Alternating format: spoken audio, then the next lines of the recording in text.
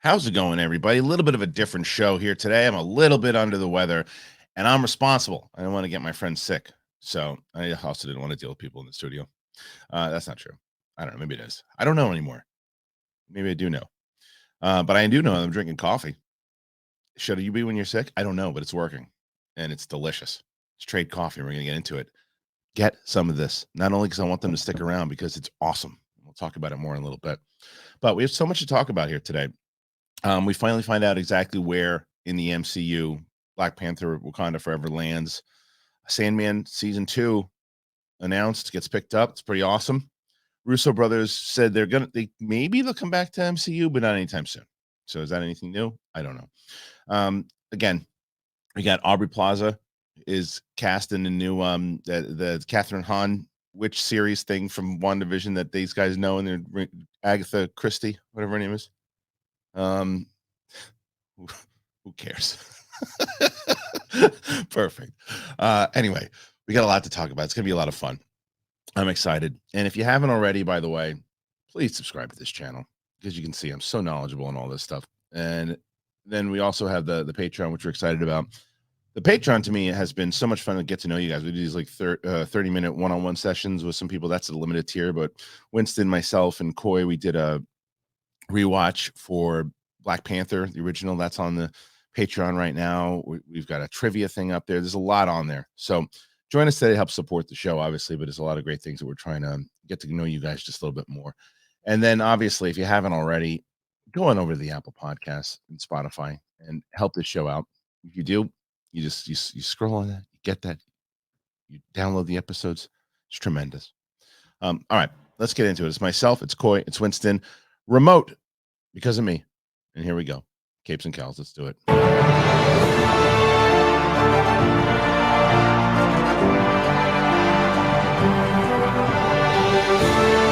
Hello, everybody. Welcome back. It's Capes and Cowls. It's Big Thing. Whatever the hell year it is. The year of our Lord. It was so great when people used to say that. Nobody says that anymore. It's 2022, the year of our Lord, and How do they deem it when it's the year of our Lord? Isn't every year the deem? That's what I was gonna say. Every year is the year of our Lord. Well, isn't it like BC and Anno Domini, right? So like, isn't everything post Easter comeuppance? Like, isn't it all? Doesn't this all count? More people need to say it. It just adds gravitas. It's just scope.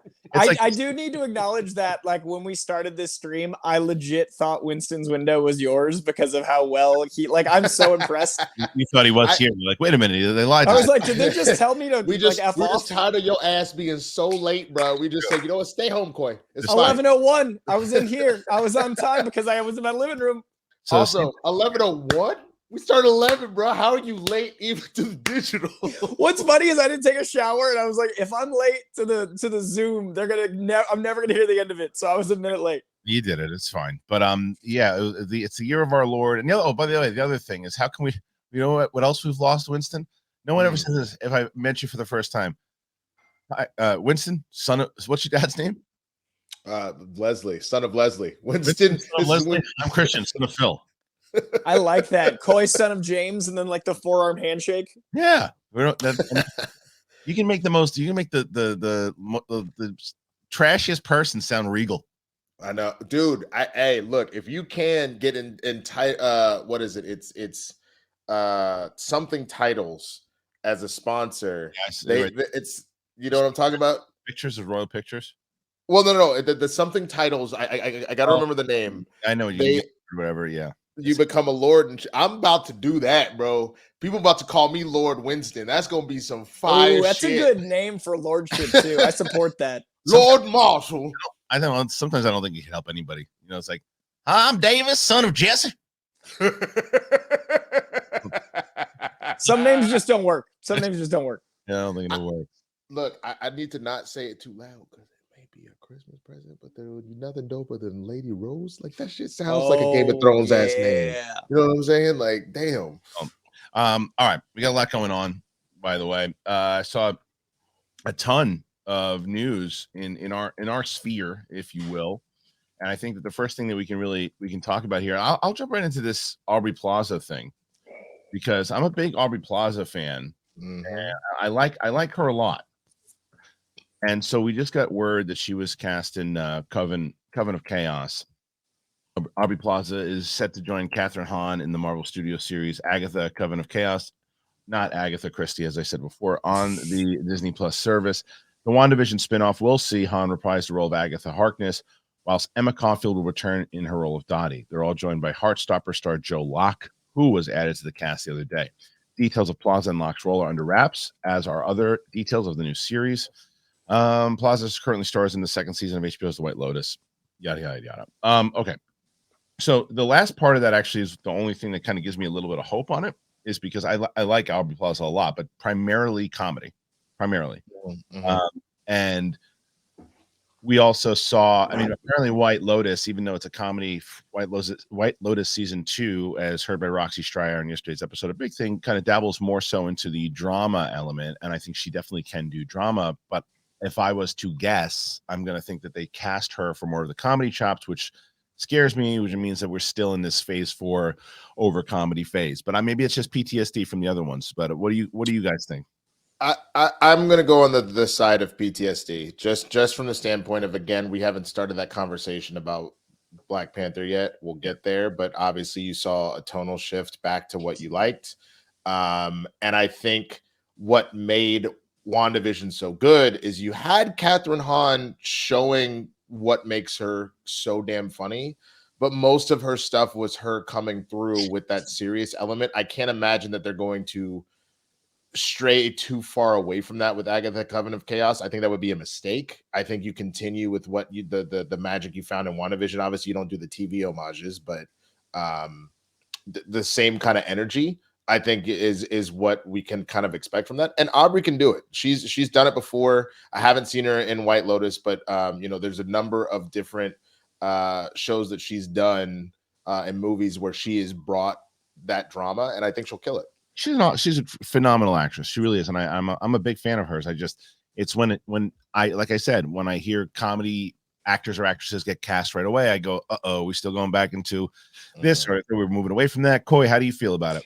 I honestly, I think it's PTSD too, because I think that if you look at phase 4 overall, the most recent stuff, haven't seen Wakanda Forever, has been comedically charged, but that is in its wheelhouse, right? She-Hulk is a comedy, and the way they've made Thor has evolved into a comedy. But if you look at the things that were new in phase 4, you got your Loki show, your Eternals, a lot of the other things that were, a while ago that were the precedent, WandaVision even, it wasn't comedically driven. So I think it will stay in its lane of WandaVision. Going back to Salem, Catherine Hahn herself is a comedian, but she wasn't overly comedic in WandaVision. She used her tools.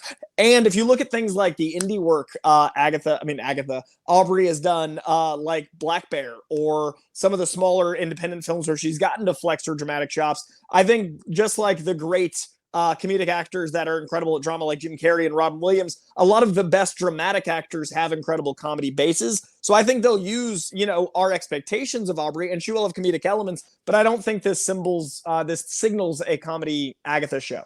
I hope so. I mean, you guys are probably right, but like I said, I think you're traumatized. I think you're just immediately, and I struggled. I haven't rewatched Thor or Doctor Strange since theaters, and I usually do rewatch the Marvel movies. So I don't disagree with you, but I think right now it's a knee-jerk reaction, not logic-based. Yeah, which is, well, I mean, I push back against that a little bit, because I think logic-based only because of her past resume, right? And she's mostly a comedic actress. So but show versus actor, right? That's all I'm saying. Absolutely. And I'm also stating that I agree with both you guys. It's most likely they're going to shift inside of the same tone of where she left off. And even in the first couple episodes of WandaVision, which was intended, they made it towards the, sitcom-y, but the difference was that was more of a ruse. That was more like, this is what's going on in her head right now, and she's just taking that stuff that she took as a kid and projecting that onto the screen right now, and that's what we're seeing, but it's not real. And the undercurrent of the show was foreboding and ominous and drama. Like the episodes always ended with like, I'm not laughing, I'm uncomfortable, and I think that's what Agatha will continue.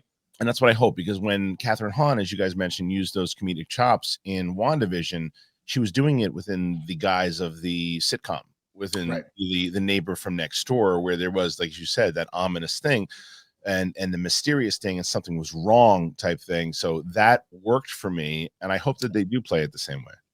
And the reveal, that was the other moment where like her comedy, the whole Agatha All Along song, that was hysterical. Yeah, and it worked. It worked so well because you literally then got to see that she's pulling the mask back to show you what's really happening, and then dove fully into being the villain after that. And I really appreciated that. All right, so let's get on to this next story. Excuse me, the Russo brothers. So there's another story. They've been saying for a little bit after Endgame that they won't direct more Marvel. Now this is another report saying that they're not going to direct Marvel for years. So it's not, they're not ruling it out. They're just saying it's likely for a little bit. And after hearing that Hercules is going to be based off TikTok, I don't know if I want him back. I'm just kidding. But you hear that story? No. They were taking like a TikTok approach to the Hercules remake, and I don't know what that means. I didn't really read the report all the way through, so I'm not gonna. I don't know what it means, but I don't know what it means, and it just, I'm like, uh-oh. But anyway, this is the report again from Dark Horizons. Whilst Joe and Anthony Russo have previously ruled out a return to the MCU anytime in the near future, the pair aren't against the idea altogether. This week, speaking to Variety to talk up about their AGBO production company as its slate of upcoming projects, Joe Russo says the pair have a great relationship with Marvel. However, working on another MCU film is something that's years off, is a years off prospect for them. Joe says, we're always talking. We need to see what we'd work on. We wouldn't be ready to do anything with Marvel until the end of the decade. End of the decade. Wow. Yeah. So that makes sense. That would seem, I mean, I don't know, man. It's freaking, it's end of the decade is it's wild now. But what's interesting to me is the Secret Wars thing, right? Like they've been on the record saying the only thing that would bring them back is Secret Wars, and Secret Wars is announced and before the end of the decade.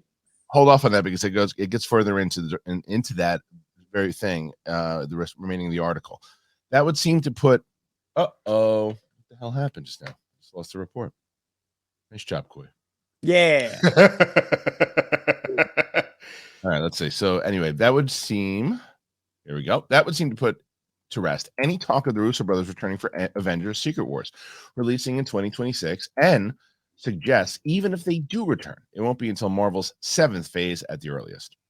The pair are currently filming the sci-fi feature The Electric State, which is coming to Netflix sometime in 2024, and today announced cast additions with Giancarlo Esposito, Ke-Huy Quan, Anthony Mackie, Billy Bob Thornton, lending their voices to the project. The pair have also, have a large amount of projects that they are producing. One of those is a live-action adaptation of Disney's 1997 animated feature Hercules, with Guy Ritchie set to direct and currently working on his own pass of the screenplay. Russo says the film will be a musical. There are questions about how you translate it as a musical. Audiences today have been trained by TikTok. What is their expectations? Blah, blah, blah, blah. I don't want to talk about that. Let's get into this then when it comes to the Russos not returning. Now, had they said not coming back, we'll figure, or for a little bit, we'll figure out when. End of the decade, though, I mean, that's pretty much cutting out 7 years, 8 years. I mean, the reason why I think that makes sense, and I fully support them on this, is just going back and looking at their filmography. They have literally been nothing but the MCU. It obviously Winter Soldier released in 2014, but you're talking 2012 until 2019. I do not blame them for being like, we gave you a decade of our career. We would like to do other things for a while. And then once we've crossed that bridge, we can come back. And I think it's just that idea of, in the same way that I'm sure Chris Evans or Robert Downey Jr. or even Hugh Jackman are willing to come back for little cameos or maybe a one-off, but you have done this already. You don't necessarily want to do this your entire life. Yeah, go ahead. I also think the success of Gray Man, I actually was, Agbo is a company I really, really admire and I really appreciate. So I'm trying to do stuff with them separate of the Marvel stuff, because I love that they're making the movies that are harder to get made using their clout. Like the 90s action thriller that I love. I loved Gray Man, and a lot of people didn't. I like it. I got so much more out of Gray Man than I think anyone I talked to. I think Christian and I, once again, our Eternals thing, we all like have very specificity. Yeah, I thought Gray Man did what Red Notice didn't for me. 100%. That's exactly how I felt. Like it was the thriller I wanted with the levels of equalizer of sensibility of the 90s that didn't feel dated. So to me, they made the movie I've been looking for in that vein. So with that doing so well on Netflix, I found out this week actually the Russos are the #2 to Spielberg most successful franchise filmmakers. Well, yeah, of course. I mean, when you look at, I mean, up until the re-release of Avatar, they had the biggest movie of all time. But I would have thought Cameron over them only because of Avatar. I didn't put 2 and 2 together with franchise. Well, yeah. Also, Cameron didn't have. We were just talking about this yesterday on Big Thing. Cameron has only directed a handful of movies. Right. He directed Terminator 1 in '84. I mean, he did a few more, whether it was True Lies and all those. That's when he had his most, the least year gap, right? And then from, I think it was '97 is when Titanic came out. And then after that, it was Avatar 12 years later. And yeah. he hasn't directed anything. I'm not minus documentaries or anything about Titanic or anything along those lines. He hasn't done anything. And now Avatar, he's got 3 of them coming out. But anyway, but yeah, so the point is that I think they should stick to creativity and doing the things they want outside of the parameters of this great tapestry. And then if they want to come back when the tapestry is in a different place, I think it makes sense, and I support it. I do too. And I would say this, Winston. I think that with the Russos, I mean, even though, like I said in the beginning, okay, well, that means probably not until the end of the decade, but I don't disagree that, yeah, at this point also, it's not like they need it. I can guarantee you that they were renegotiating once they did a Winter Soldier, and then when they signed on for Infinity War, you don't think that they got some kind of points or anything on both those movies? Those guys going to be lit. They could bathe in money right now and never direct anything again. Plus, they also didn't love the experience of back-to-back Infinity War Endgame. Like, they were so burnt out, and like, not to say anyone did anything wrong, they just admitted that was too ambitious. They bit off more than they could chew. They looked rough. So I feel like they are probably in a place of like, hey, let's do things our way and our pace and our time, because the last thing they did with Marvel like broke them, which, I mean, I can't imagine 2 3-hour movies that are the biggest movies or 2 of the biggest movies of all time. Well, those guys, I know that they did how many movies back to back? They did those 2 back to back, and they were you could argue that all 4 were back to back. I would say without a year between. Because Captain America Winter Soldier drops 14, Civil War 16. So you would essentially be, as soon as press is over, you're already kind of in pre-production to get ready for Civil War. And as soon as Civil War is over, you're in pre-production for Infinity War and Endgame, which you just shot as one giant movie. So that's a lot of movies without a lot of sleep. So at that time, you need some coffee. And I would tell you that right now, if they had trade coffee, they wouldn't be complaining about it, and they'd be doing a Marvel movie tomorrow. As you saw throughout this entire thing, I've been sipping on a coffee, and it's trade coffee. And I've been telling everybody, I've been beating the drum about trade coffee. I want you guys to try this. I want you guys to try trade coffee, especially if you are a coffee drinker and you go to coffee shops. Stop going to coffee shops every day. You're going to waste the money. Get some of trade coffee, because if you love drinking, and who doesn't love to drink coffee? We all do. You have to check it out. You got to try trade coffee, because we all love going to a coffee shop. I know that, but you can't do it every single day. And this is trade coffee to me. Is what I love about the new studio now that we have. It's like, it smells like a freaking coffee shop in here all the time. It has that delicious local coffee shop taste on a daily basis. It's a lot easier to get with trade coffee. So, because a lot of you guys go to the grocery store and you drink the same coffee every day, try something even better with trade coffee. It's a subscription service, and it makes it so simple for you to discover new coffees and make your best cup of coffee at home every day. No fancy equipment required. Trade partners with the nation's top rated independent roasters, and they send you coffee that they know that you're going to love. I've been brewing coffee every day now since I got back with them. I was doing the pods for a little bit. Now it's like I brew with trade, and I love it. I really love it. So if you're just getting started, you're a coffee aficionado looking to discover something new, Trade guarantees you're going to love your first bag. This is the best part, or they're going to give you a new one for free. So right now, Trade is going to offer our listeners a total of $30 off your subscription plus free shipping at drinktrade.com/bigthing. drinktrade.com/bigthing for $30 off your subscription to the best coffees in the country. drinktrade.com/bigthing. Now, as I wanted to say to you guys, and I've told you guys this many times, so Trade is one of my favorite companies that we've dealt with so far. They're one of my favorites, and I wanted coffee. I wanted to try a new coffee, and then we did, and I was so blessed to have them. I'm putting the link in the comments. I want you to try this. I want you to tell me if you like it. Put the comments in there once you get it, and let me know. Okay, you're right. So Steph is like a coffee junkie, and she was here yesterday, had a cup of trade, got the subscription as soon as she left. So do it, and let me hear you. I want to hear about it. So can I chime in that yeah. I love our sponsors, but this is perhaps the first sponsor that I was really bummed that we're filming remotely today, because I was kind of counting on like once a week knowing that coffee awaits me until my subscription comes in is it's so good. Like I drink probably like I have a problem. I have like a 5 to 7 cup a day habit. Well, that's what I'm so saying. like Did you get yours yet? Not yet. I did it on site like last week, so it's a couple days. Hasn't been delivered yet. Okay, so do you know what you picked yet? I got the one that you had because it was so good. I didn't want to take a risk. I got it. Yeah. I knew I loved it at like an 11, so I just got that again. The simple fact that I told Kristen about it, and for those that don't know, my girlfriend works in advertising and marketing, and she worked for a pretty well-known coffee company called Groundwork, and she was like, that was one of my favorite partnerships that we worked with was trade. So like this is not overhyping this at all. Like genuinely incredible coffee, you guys. Well, that's what I was telling the audience, like, because I want them to come back, and if the audience gets them and the audience tries it, and like I said, I don't ever tell, like we've had people before where there's Athletic Greens, and I had people come back and say how good they were, and this too. I'm telling you this about trade. Try it. I'm putting in the link in the description. Get trade. Okay.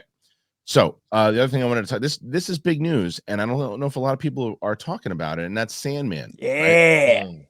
So they finally, after however freaking long it took, Netflix finally pulled the trigger on season 2. They've given the green light to a second season of Neil Gaiman's comic book adaptation, The Sandman. The acclaimed adaptation scored rave reviews, but concerns were high that the expensive show wouldn't do the kind of numbers that would ensure a renewal.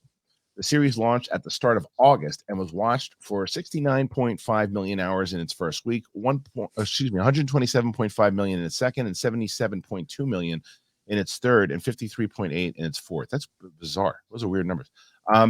Anyway, this follows on from both cancellation rumors circulating on social media, along with an apparent renewal confirmation accidentally leaked on Wednesday by DC Comics' official Twitter page. So Netflix then responded and said, yes, it's true. The Sandman will return to Netflix. There are some astonishing new stories waiting for Morpheus and the rest of them. Now it's time to get back to work. There's a family meal ahead, and Lucifer is waiting for Morpheus to return to hell. So I have to, I'll be honest. Like one of the reasons I think that I loved what I saw. I think I watched 5 episodes. I loved every episode that I watched, and I stopped watching. And I think because I got as we talked about, Coy, there was so much stuff that came out that I got backed up. Yeah. The other part of it was, is this going to be one of those series that I'm going to get so invested in, they're not even going to do a season 2? This will probably get me to go back and watch it because I know now that there's going to be a continuation. Mm-hmm. So for me, I think this is really interesting because I think the timing of all of the releases that came out, like this was right after Comic-Con, leading into this barrage of content that I haven't caught up on Andor yet. Like I'm almost done Rings of Power. There's such an abundance of our kind of content right now. The art that's coming out right now for the last 5 years has all been very like nerd based, but specifically this quarter has been one of the craziest stacked volume amounts. I think that in conjunction with the Discovery merger, I think genre stuff was getting a lot of like apprehensive press. Not only was there an abundance, not only are people talking about we need more people watching Andor, we need more people watching this, but then Discovery was like, we're nixing all of this stuff because of this, overhaul. I think we're seeing what I called a few years ago with the pandemic, when streaming isn't conducive to high budget things because it doesn't mathematically make sense at this point yet. With a family of 5 watching a $6 a month service, you can't possibly make $200 million back. It's just not math. So when everything kept being like, hey, we're not going to theaters, let's dump it on streaming, but it had theatrical budgets, it had theatrical expectations, there's going to be a fallout. Batgirl, I think, was the biggest, most public red flag of why streaming isn't conducive. Even though that one was going to go to theatrical, it began as a streamer. And so I think Sandman, that month of apprehension was Netflix going like, okay, how are we different from this HBO Max situation? Is this the future? What's the cost? And now, thankfully, it did well enough, but I think the delay was just timing. It was a vortex of effed. I agree. I think there's a little bit more kind of added there. I mean, one, you had today as the day that Netflix officially launches their now tiered program, as far as basic with ads, basic, premiere, et cetera, like 4K. So like that is one of the major things they're worried about right now, because we know they've been bleeding money and they knew that they had to try and find a new way to figure it out. So I think that was part of it. They should charge $8 a month for a blue check. Oh Jesus. I think also the fact that, like you said, with everything coming out, Netflix is also realizing they have been shooting themselves in the foot, because we talked about this with Sandman, and I think you mentioned this earlier when we were just talking right now. By dropping it all at once and it being a conversation piece for 72 hours, it becomes hard for someone to go back. Even though Andor hasn't been blowing up the Twitter sphere, I feel like every week I'm still seeing someone go, this show just gets better and better, like every single week. Or even with She-Hulk, love it or hate it, the fact that that was talked about every single week. I think you throw both of those in there, and even though the numbers did, it seems like decently well, I think Netflix just had bigger things to worry about. And like you said, the last thing you want to do is to commit to something only to realize that you're going to have to blow everything up 2 seconds later. So I think once they got this in place with how they're going to handle their subscription service, I think it's a lot easier now to start approving things that aren't automatic gangbusters like a final season of Stranger Things. Yeah, it's one of those things also where I think I agree with you. I mean, I've been talking about this forever, as you just mentioned, where it's that water cooler conversation. They need to do that, but there it seems like from that they're going to keep the binge model. They're going to keep doing that. Some shows maybe not. I don't know how it's going to work, but they need to. I'm glad that the shows are going. They need to keep it up. And speaking of keeping it up, look. We all know that change does not happen without action. Whether you're looking for gains at the gym or a better experience in the bedroom, there is never any shame in showing up for yourself and for your health. So, if you are dealing with erectile dysfunction, don't ignore the issue. Instead, face it head on with Roman. Roman offers a discreet process from start to finish. You can connect with a licensed medical provider via Roman's convenient online visit. Prescription ED treatments are safe, effective, FDA approved, and used by millions of men. It's free 2-day shipping. With my link, treatment starts as low as $3.20. If you've been struggling with erectile dysfunction, Roman can help you build your confidence during sex. Go to ro.co/bigthing today for 20% off your first order if prescribed. When using my link, treatment start as low as $3.20. That's ro.co/bigthing for 20% off and treatments as low as $3.20. One more time, that's ro.co/bigthing. So use that code Big Thing, and thank you to our friends over at Roman. All right, so let's move on, and we're going to get to this. There's a lot here. I want to talk about Black Panther. There's so much to talk about with Black Panther, and as you guys clicked on the video, you're like, when the hell are they going to talk about Black Panther? Well, we're going to talk about it now. There's a lot. So the first thing I think was the most poignant story. It was Wakanda Forever producer reveals when the movie takes place inside of the MCU timeline. We were trying to talk about that, figure that out, have a conversation about it. Even if you saw the movie, you just you think you know where it's taking place. Phase 4 has been Marvel Studios' busiest, most hectic slate of movies and TV shows to date. This is from a comic book movie, by the way, leading to a lot of timeline questions. Now, a Black Panther Wakanda Forever producer reveals where it sits. Disney Plus, the Marvel Cinematic Universe, has expanded rapidly during Phase 4. As a result, there's been a little less connectivity than what we're used to, and some confusion about where certain stories fit in the wider timeline. For example, no one has mentioned the giant marble celestial sticking out of the Indian Ocean, something you think would be a major plot point across several franchises.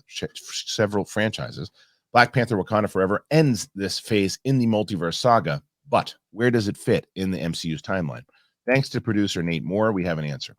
This movie clearly happens after No Way Home and Eternals, he confirmed in an interview with Cinema Blend. I think it probably happens potentially concurrent with Thor Love and Thunder. New Asgard does exist in our universe, for instance, or in our film. And also, and almost concurrent with Ant-Man and the Wasp, Quantumania, Moore adds, which is coming out in February. Interesting that he named Spider-Man No Way Home and Eternals as the movie's Black Panther Wakanda Forever follows, though they are believed to have both taken place near the end of Phase 4 anyway. Whether we'll get a reference to either one of them remains to be seen, and we certainly don't expect the Ant-Man threequels Kang to make an appearance. In fact, Those early reactions suggest that Black Panther sequel is relatively standalone in nature, so we anticipate little in the way of crossovers. It's a shame, but as we head into phase 5, the hope is that Marvel Studios might begin to start making a greater effort to link all these stories. Anyway, so when it comes to this in general, from Winston and I have seen it. We can't spoil anything. We can't talk about it yet, but we just say that that's accurate, that it is pretty much a standalone, which I like.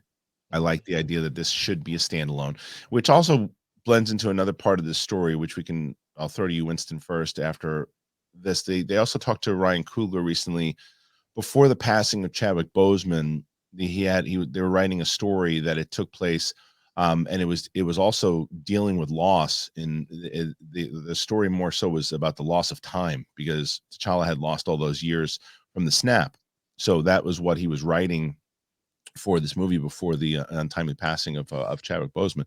So with all of that, and then obviously they had to rewrite for everything that had happened, and then making it relevant to the loss of Chadwick Boseman, but also making sure it was relevant inside of the MCU and to tell further the story of everything happening in Wakanda. So hearing all of this, what stands out? I think it was really interesting to hear what Ryan was in the middle of working on, for sure, and knowing that it is further cemented what Coy pointed out. It's been a couple months now about how Phase 4 specifically is about grief, and then we kind of expand on that, and it's not just grief; it's grief and rebirth. Like, what is the next step after that grief? And you've seen that in No Way Home about losing your full identity, and then what it means to pick up and start over.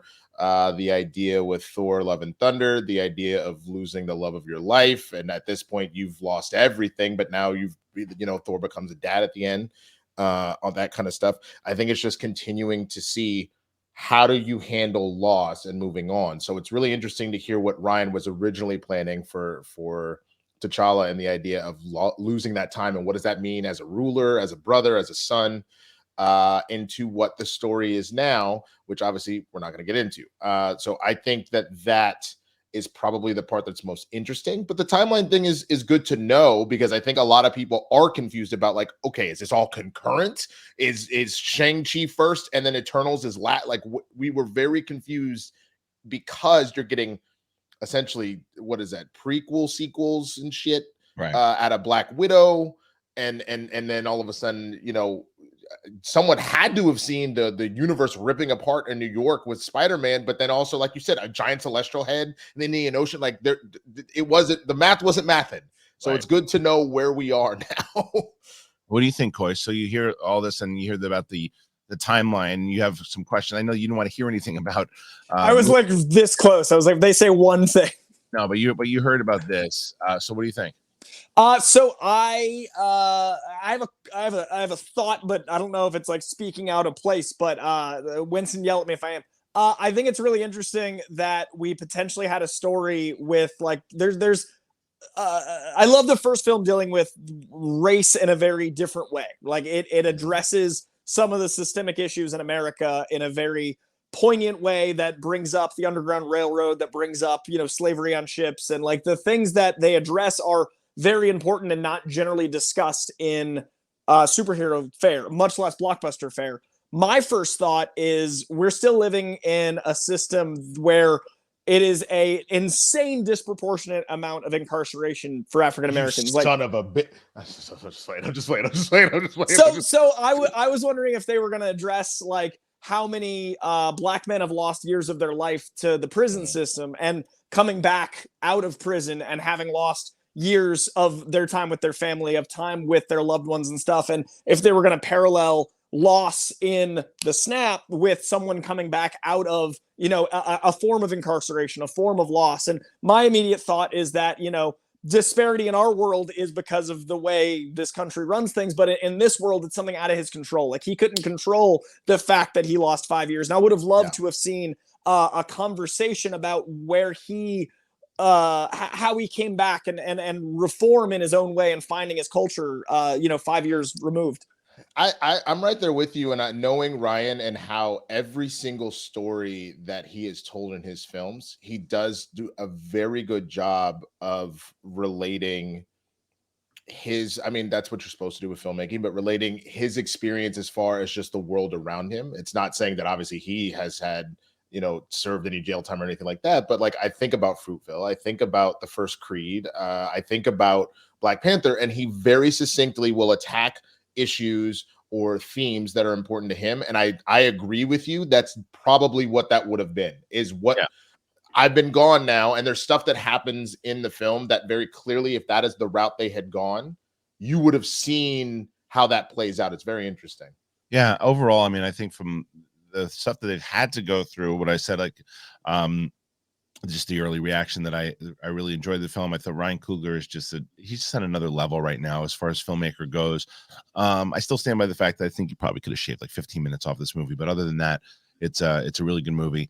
And we look forward to, and so speaking of Black Panther Wakanda Forever, the way it'll work is that I'll have my spoiler review come out, I think, over the weekend of release. My review will come out this Tuesday, and then the three of us will be back in studio and we'll be talking about it on the Monday following, the way we've done a lot of different reviews, whether it was Black Adam, whether it was Spider-Man, whatever it was.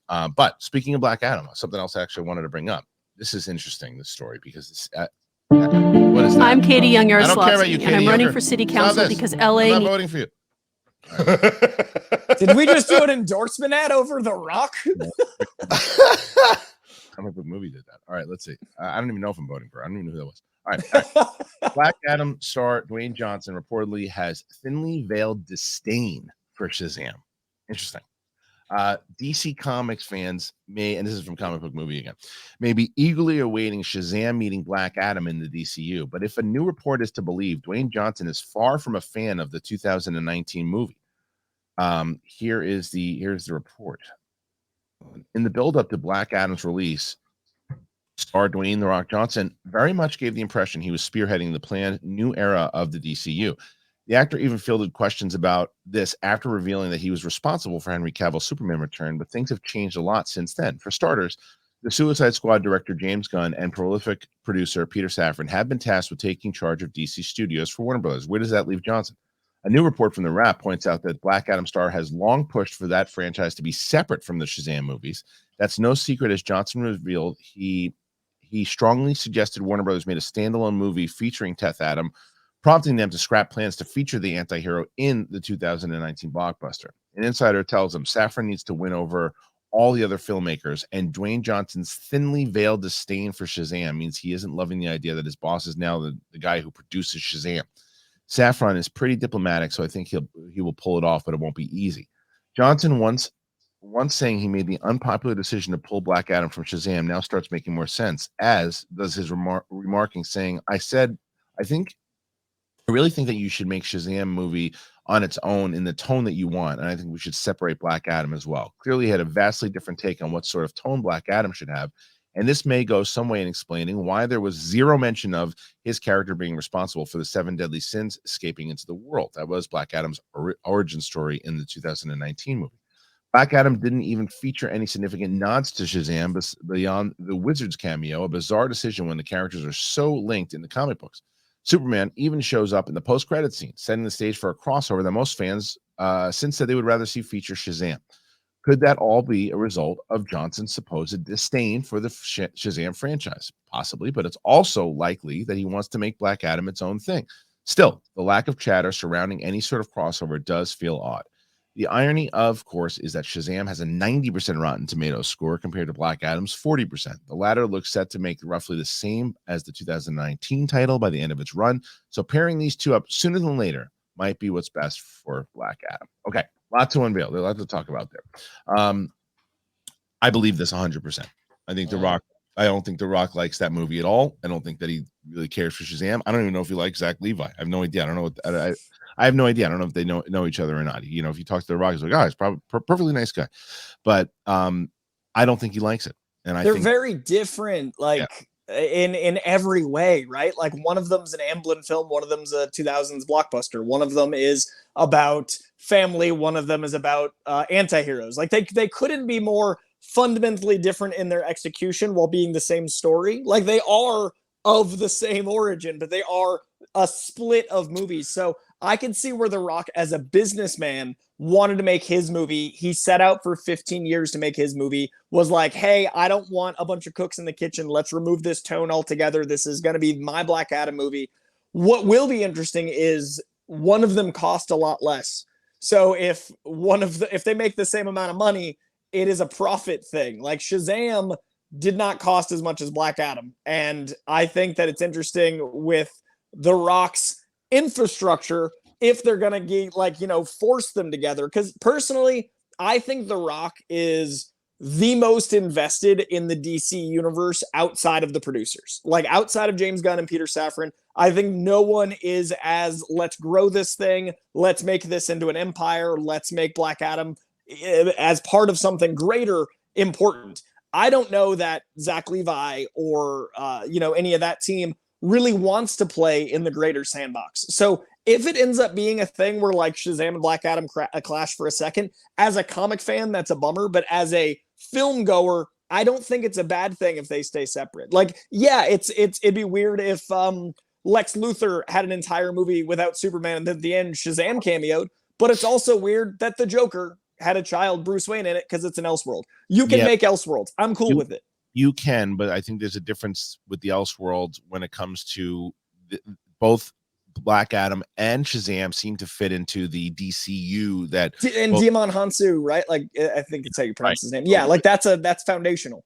So with Gunn and Safran coming in there as that report, I thought it was a great article, by the way, about comic book movie, and I think that that is a very good point. That I do think, because Safran is a producer on Shazam, he's gonna have to get The Rock on board. I understand exactly what you're saying, Coy. I think that you can have standalone movies here and there, but they're too linked together. You gotta find a way to fit both Black Adam, Shazam, because all three of them have like the same powers, really. And to have that idea and to put it together, and the question is, how do you blend it together?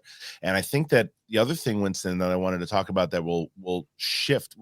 I want to get your thoughts on this first, but then we'll shift into Henry Cavill stuff, because the reports are that The Rock was instrumental in getting Henry Cavill back.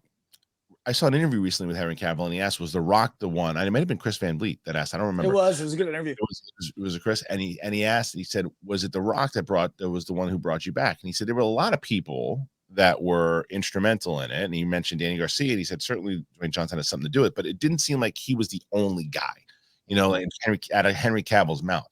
So the first question, Winston, goes back to what we were just talking about. Do you think that they need to figure this thing out and get The Rock on board with Shazam? And the second part of that question is, do you think there's any not bad blood, but a little sourness, sour grapes on Dwayne Johnson, that he wanted to be the guy that was kind of the main advisor, and now they went to Gunn and Safran? Potentially, but let me answer the second one first, just so I don't forget it, because obviously I know what we were talking about. I think that might be the case, but let's be honest here. I know The Rock is a superstar. I know The Rock has definitely done a very good job with marketing and pulling stuff like that, but The Rock isn't like a filmmaker. He is a performer who is learning as he's going and becoming a filmmaker. Like, to be honest with you, with the exception of I have wanted to make Black Adam since 2012, I think he said something like that. 2007. Yeah. Okay. So little baby Josh Horowitz in a van. Fair. So other than that, please point to me, and maybe I'm just missing something where he has been a producer like that. So I'm not saying that he doesn't have the ability to do so, and I'm not saying that he hasn't been wheeling and dealing himself. Oh, I understand why I made the choice. I'm just saying I still wonder if there's just a little bit of sour. No. But I'm saying if that's what he's thinking, I'm like, bruh, you like, they have proven that they can do that, and so to be sour grapes about that seems a little silly to me. But I wouldn't be surprised if he has been. We've all been in a situation where we've wanted a job and someone else got it, and you've said, "Yeah, I get why they got it." Doesn't mean it doesn't stink. Fair. That is completely fair. I get that. Now, to that point, if The Rock wants to keep this separate at the starting point like they did, and then we get to the point where Shazam and Black Adam clash, I'm fully for it, because that's actually what I was saying about this whole idea that most people were saying, honestly, about how Man of Steel would barrel directly into Batman v Superman. That didn't make sense. If you would allowed Superman to like be Superman and the things that he believes in and whatnot, and then let Batman be Batman and do and believe the things he is, and then they come together and there's that actual clash of ideology because we've established they're two different people, that would have flown perfectly. But you barreled right into it. No pun intended. I know, but if you make Black Adam this dark thing and you make Shazam this really light thing, and then the clashing of ideologies becomes a big, you have to do that. I feel like to try and force Superman, I know Superman and Black Adam have fought before, but it's always been Shazam and Black Adam. You know what I'm saying? It's like when Bruce takes on Lex Luthor, cool. Now you're dealing with two super brains with no superpowers, with money, like, you know, but it is, this is who this is. You need Black Adam and Shazam to fight each other. Call it what it is. The Rock wants to fight Superman. That's what absolutely. it is. Absolutely. Speaking of Superman, Henry Cavill had, a ton of interviews recently, not only from the Black Adam post-credit scene, but he's talking about Enola Holmes too at the moment. And Henry Cavill was asked a billion different questions during his interview run, and he's expressed excitement to work with, again, this is a comic book movie. He's expressed his excitement to work with new DC Studios boss James Gunn, while also sharing more of his hopes for Superman in the DCU moving forward. James Gunn has become an absolute force of nature in the world of superhero filmmaking, with the Guardians of the Galaxy trilogy, the Suicide Squad, Peacemaker, and the underrated Super. Nobody talks about that movie, along his credits. However, his creative, ambitious look sets to be taken to the next level as the new boss of DC Studios alongside producer Peter Safran. Their creative vision will steer what looks to be a new era for the DCU, and the hope is that Henry Cavill's Superman will be at the forefront. He recently made his return in Black Adam's mid-credits scene, and during an interview with IGN, Cavill shared his thoughts on Gunn's new role.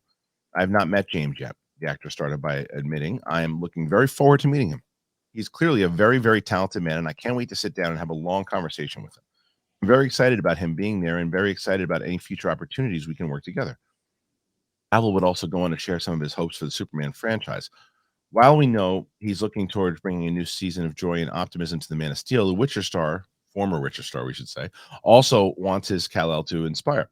What really gets me about Superman is that he represents the best of the human soul, the greatest of the human soul. It's not just his powers, it's his heart. It's his heart that makes him so special. And even when he's going through stuff, he's still giving to others. He's still protecting others. He's the one who will always reach out and always give. And in that is so much wonder and power. And it's such, as I say, a joyful thing that it's not a mournful weight. It is something that is a gift. To be giving a gift because it makes people feel a certain way, and it also makes them want to give to other people. There's just something so magnificent about that. And of course, then there is that very broad stroke piece. But once you get into the nitty gritty details of that, and once you start applying the storytelling to all the wonderful, exciting villains that he might come across, then you have a world adventure and a world that an audience leaves the cinematic feeling fantastic. Now, as I said, they follow up. How the hell is it taking Warner Brothers this long to bring Cavill back? It's blatantly obviously has a deep understanding of the character, and the sooner he gets better to show it on the screen, the better. The Man of Steel sequel doesn't have a current release date. Okay, again, lot to pack in here. I'm going to start with this. As I mentioned up top, it was recently announced that he ain't coming back to The Witcher. Now there's two different reports why, and I think it's a blend of both. First report is that he wanted to make sure, and he said that he would stick around as long as possible, as long as they stuck to the books. And it doesn't seem like they're going to do that because he left. That's part one. Part two is that Warner Brothers really pursuing him, and he's probably got a house full of money now in many, many Man of Steel movies to come. So of course he's leaving. Part three is what I think this means is, we talked about this last week on the show. I think you can take it to the bank that the first big DCU movie released or announced is Man of Steel 2. I think that's the way to get confidence, the brand back. I think it's the way to get like the thing going in the right direction with which characters should be the forefront. I think Henry Cavill is ready to make 5 movies, but we got to start today. But he's like proven, and he's proven. He's a proven. I think he's played the character before, as opposed to someone new coming into the role or any role going, well, because as much I love Sholo, love him, can't wait for Blue Beetle, but you're like, okay, how's he going to be? You have these questions. You know how Henry Cavill is going to be in the role. It's a proven character in that it's Superman, and it's a proven portrayal of the character because, and I would argue, and I am ready for the comments. Come on, Snyder fans, let's dance. I, from this soundbite alone, am more excited for this take on Superman than how Zack perceives him. Again, I love Zack Snyder, the man, as a human. I love Zack Snyder, the filmmaker. Myself, Coy, and my reading of comic books have never seen Zack Snyder's Superman. We just don't see the character the same way. That's just my perception versus his perception. This description, Henry Cavill's perception of Superman, sounds much more akin to mine, and there has never been a time we've needed hope more. I watched Christopher Reeve's Superman for the very first time about a month and a half ago. I'd never seen it. I'd never seen the 78 Superman. I was so impressed at what they were able to accomplish, but I was also very well aware that level of hope, that level of earnesty doesn't exist right now. So I think it's a really beautiful thing. We're transitioning from the Man of Steel movie where he, murders someone and probably collaterally kills thousands in Metropolis, and evolve into a character that can be about earnest hope, joy, belief, smiling. I want this character to be All-Star Superman. I want this to be Superman, red, white, and blue. I want it to be the comics that I love of Superman. And it seems like Henry Cavill's coming back because that's what he wants to portray. I would say what would really make me happy if you want to merge all of these, because obviously Shazam is getting his push with Fury of the Gods. Is that what is it called? Fury of the Gods? Oh, sorry. And while you're on that, I also think that's going to help the Black Adam transition because of the scope of what Shazam 2 looks like. I was going to say that before. No, for sure. I think the way you go is there's Coy may have, I don't know about you, Christian, but the show Justice League Unlimited that they did back in the early 2000s, there was a storyline where they bring Shazam onto the team because obviously Billy is a kid. He is even more of a quote unquote Boy Scout than Superman. And it kind of causes him to get a little more adult and a little more like kind of mature. But then by being around Shazam at one point, all of a sudden realizes he's gone to great and gets back to what has been affecting him. So if you want to find a way to tie all of this together, you want to tie Black Adam, you want to tie Shazam and Superman into this. If we're saying that this darker tone of Superman is what was happening, he ends up meeting Shazam and maybe they're at odds ideologically, but something reawakens with him where he's like, actually, it is that hope. It is that goodness. It is that smiling. And you use that as a conduit where they got to take on Black Adam now because homie don't give a damn. You know what I'm saying? I think that that's a way you can bring that all together. It's so interesting also because it's like this is why both James Gunn and Safran have so much to do, because it's like they've got to also explain to the audience where it takes place, what is canon, what isn't canon, what movies are part of their storyline that we've seen before, what aren't, all of that. And the question that a lot of people are going to start asking soon, if they haven't already, is Jesse Eisenberg Lex Luthor? Who's Lex Luthor? Is there a new Lex Luthor? Is there no Lex Luthor? Like there's going to be a lot of questions about that, because as Cavill mentions inside of the villains that he's kind of come up with, the Brainiac and all these other characters that are coming in. So that's what I'm very curious about. I did not like Jesse Eisenberg's portrayal of Lex Luthor. I didn't either. Really didn't. But that's what I'm saying. It's like, so do they recast him? Do they is this part of the Flash movie? Because the Flash movie gives him an out to do a lot of different things. I maintain that's why that movie is still existing. Like I get it that it's good. I get that it's the best since Dark Knight as far as ratings and stuff and but I also think it's foundational to the reboot of the entirety of the universe. Right. Otherwise, they wouldn't have a guy that's potentially a person potentially facing 26 years as the forefront of their new franchise. They need them to conclude it before they can relaunch. Right. All right. Right. Go ahead. What's it? No. I was just going to reiterate. All right, so look, there's a lot that we covered today, tons of it. And now I'm very excited. Once again, you guys have been talking about this segment. We love this segment. It is. Boom. I see what you did there.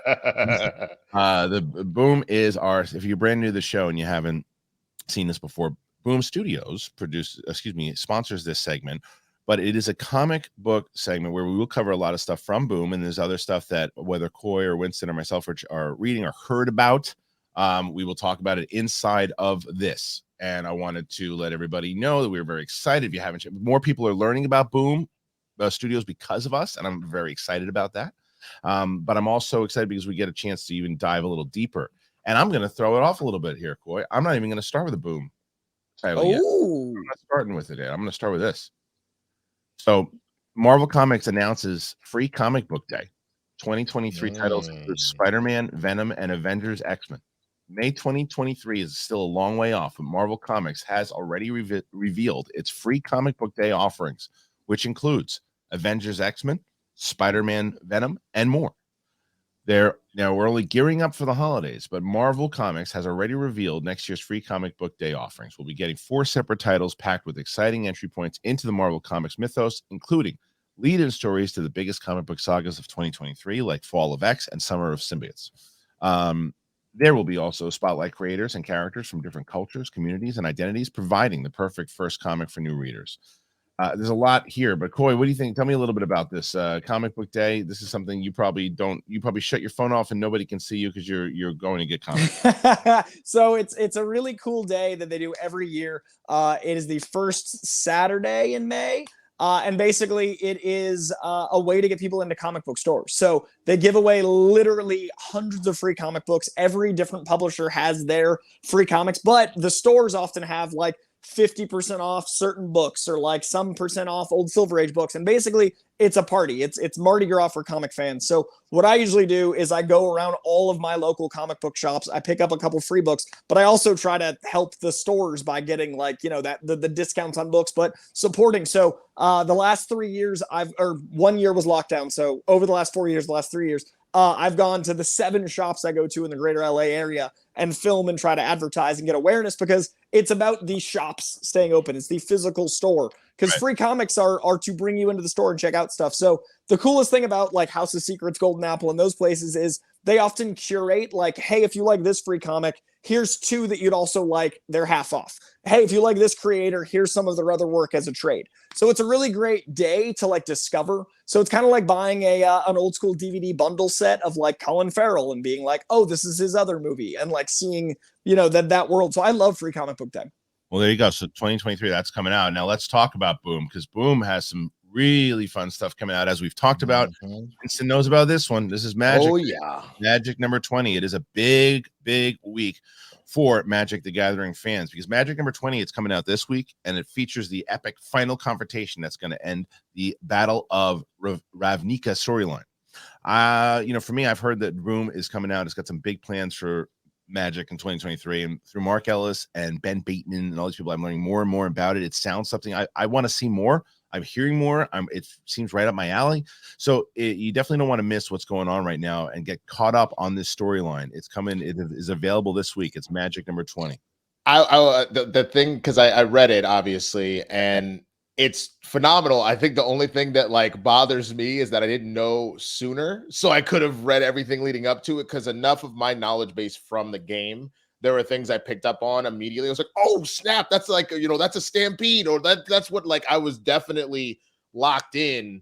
But I just wish I had seen the other stuff. But what I read from 20 is amazing. It literally feels like if I was watching a film that likes to show the ending first. I bet you're wondering how we got here. Like, as soon as we're done, I'm going to go read 1 through 19 to catch up on the rest. Yeah, I heard some great things about it as well, and I want to really dive deep into this stuff, because I don't know if I've ever played like the game itself, because it seems like it's overwhelming, but the comics, something that I could definitely see myself getting into and learning more about. And we've talked about this, Coy, where Boom is doing something I think special, and the reason why their name is getting out there as much as it is because it's hard to compete with a Marvel and DC when you do the traditional superhero storylines. They spin it genre-wise, and they do different things, whether it's in horror or fantasy. And I think that nothing can be more true than, as we talk about, Behold Behemoth.